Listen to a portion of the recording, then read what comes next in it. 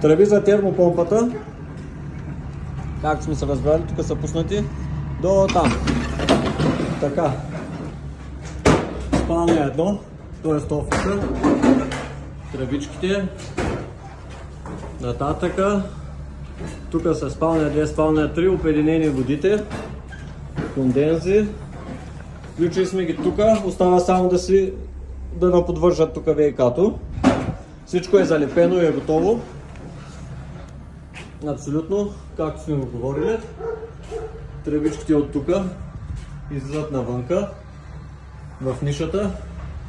В кола клиента си го пожела в крайна сметка така, за да не удължаваме много тръбата, че стана 11 метра. Оттам по целия хол излизам във ъгълчето долу в ниското. Водата си я правихме, както я бяхме говорили, навънка. И сега ще покажа и външните тела. Ето тук съм ги бандажирал даже. Ето ги едното долу. Другите три съм ги бандажирал заедно там.